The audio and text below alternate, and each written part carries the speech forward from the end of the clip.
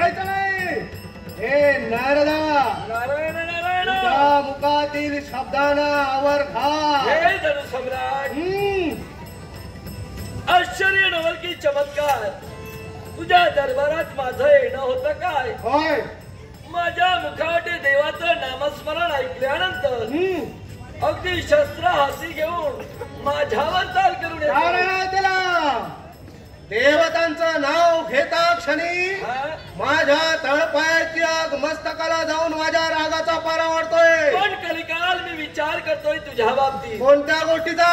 ज्या वेळी माझं आगमन या तुझ्या दरबारी झालं त्या वेळी अगदी शस्त्र म्यान करून माझा आशीर्वाद घेण्याच्या इच्छेनं माझ्या चरणाशी नतमस्तक झाला. नारदा, आता मला गरज नाही तुम्हा देवतांची. होय, देवतांची गरज नाही. पण आठवतोय तो भूतकाळ. कोणता? ज्यावेळी तुझ्या दरबारी माझं येणं झालं होतं. सहज मार्ग तू विचारलास. या विश्वात मला शक्तिमान सर्व सामर्थ्यवान बनवायचंय. यासाठी देवऋषी एखादा मार्ग सांगा. नारदा, शिवभक्तीचा मार्ग मी मार्ग अवलंबला. शिव शंकराला मी प्रसन्न करून घेतला. काय सांगतोय? अरे बापरे, आशीर्वाद मी मिळवला. विश्वात मला मरण नाही. देव प्रसन्न. या पाताळ भुवनात देवाची भक्ती होता कामा नये. म्हणजे असा सक्त बंदी मी घातलेली आहे. म्हणजे देव नामस्मरणाला तू बंदी घातली. होय. भक्ती देवतांची कुणी करणार नाही. हे सत्य. नारदा, सत्य.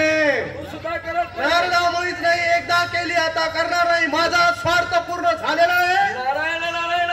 काय रे नारदा? हे पाताळेश्वरा, मला तरी असं वाटतंय काय या ब्राह्मणा समोर तू खोटं बोलतोय.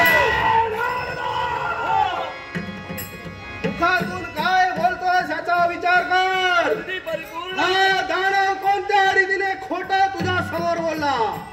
माझ्या एका प्रश्नाचं उत्तर दे. ऐकूया. मला सांग रे, तुझ्या दरबारी मी प्रवेश करत होतो. त्याच वेळी तुझी एकुलती एक कन्या बाळ श्यामल दरबार त्याग करून लगबगीनं अगदी निघाली होती. ही कुठं गेली आहे हे मला सांगशील का? मृत्यू लोकांच्या ठिकाणी वनशोभा पाहण्यासाठी. वनशोभा पाहण्यासाठी? होय. मृत्यू लोकांच्या ठिकाणी? हा. हे सत्य आहे? हे नारदा, मी तर म्हणतो हे असत्य आहे. माझ्या कन्येच्या बाबतीत तू बोलतोस याचा विचार कर. अगदी परिपूर्ण विचारांतीच मी बोलतोय. नारदा, माझ्या कन्येच्या बाबतीत तू संशय व्यक्त करतोय. असं मी का बोलतोय? त्याचे परिणाम नारदा तुला माहित आहे. कोणतेही होऊ दे त्याची मला तमा नाही. म्हणजे मी असं बोलतोय याला कारण आहे. कोणत्या रीतीने? अरे देव भक्ती पाताळ होणार तू सर्वांना बंदी घालतोय. देवाचं नामस्मरण कुणी करायचं नाही. मग तुझ्या घरात, तुझ्या सदनात, तुझ्या स्वतःच्या कन्येच्या बाबतीत घडता येते का? काय घडतंय नारदा? ऐकूया. अरे तुझी कन्या गेली ती मृत्यू लोकात वनशोभा पाहण्यासाठी नाही. अरे शिवभक्ती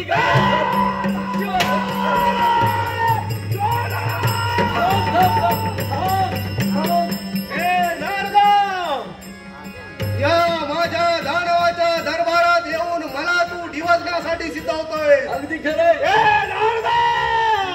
नाही मी तुला सत्य परिस्थिती कथन करतोय. माझ्या बाळ श्यामलच्या बाबतीत संशय व्यक्त करू तू काहीतरी बरळतोयस.